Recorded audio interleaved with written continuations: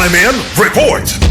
Wa maibot nga charger ang posibleng hinungdan sa pagkasunog sa 55 ka mga panimay sa Sitio Kanumay, Barangay Labugon, Mandawi City nga gituang spark samtang way tao ang panimay. Mato ni Barangay Captain Helbert Tihana, posible ang charger nga wa na unplug mo'y hinungdan sa kayo. Dugag niya nga nanglakaw tag-iya sa bay og ni spark ang charger nga mo'y nakapadako sa sunog. Gipakita sa inisyal nga report nga nagsugod ang sunog sa bay ni Emmanuel Manatad Gitcano kay 63 anyos. Kasagaran sa mga bay sa lugar kay hinimo sa kahoy ug uban pang light nga mga materials rason nga dali kini mikatag. Si Chief Inspector Arnel Abella, Fire Marshal sa Bureau of Fire Protection sa Mandawi City Fire Office, mitugan nga parayon pa ang investigasyon ug nangulikta pa sila og ebidensya aron masuta ang tinuod nga hinungdan. Huwag na report nga patay o grabe nga nasamdan, apan 227 ka mga tao ang na-displace. Dito ganusab ni Abella nga ang gamay agaanan padung sa lugar usa sa ilang giatubang nga hagit sa operasyon. Gibala-bala nga 770,000 pesos ang kadaot nga nahimo sa sunog. Si Mayor Glenn Bercede may pahibaw nga hatagan og pinansyal nga tabang ang mga naapektuhan. 10,000 pesos alang sa mga tag-iya ug 5,000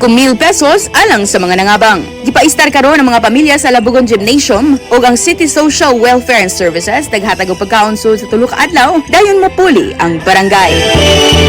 Kini si Idol Aiko, di kapugngan sa paghatod sa nagunang balita. Tatak IFM Balita.